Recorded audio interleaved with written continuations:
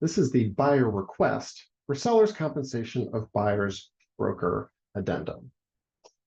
Since the NAR settlement has gone into effect, buyers and their brokers can no longer rely upon advertisements of cooperative compensation that was previously in the MLS.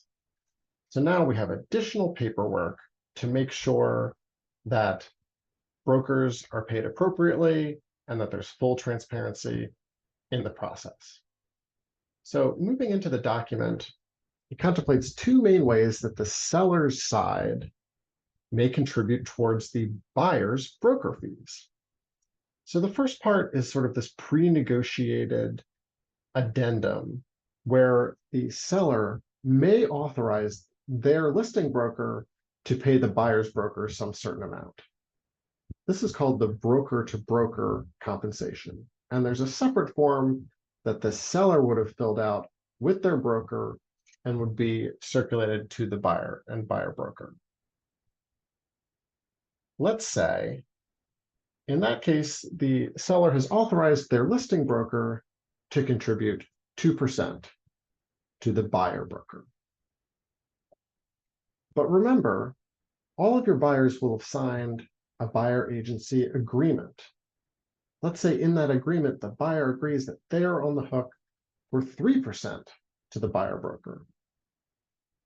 So even if the seller is only allowing this 2% of broker-to-broker compensation, the buyer isn't out of luck. The buyer may request that the seller kick in an additional sum.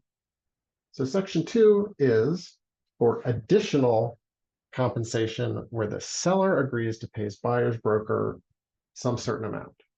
So if they needed to get to 3%, the seller side was offering 2%. Here's where the buyer could request that the seller kick in the additional 1%. And then paragraph 4 just invites you to add up these two numbers. So if it was 2% here, 1% here, the settlement agent would be authorized to pay the sum of 3% to the buyer's broker. Now, these new forms seem confusing at first blush, but it's really important that we utilize these tools provided by MAR. The rest of the document goes into why a more conventional seller concession may actually count against a buyer's loan product and could really cause a lot of trouble. So if we use these tools correctly, we create a more streamlined transaction and also a more transparent one. Again, this is the buyer's request for seller's compensation of buyer's broker.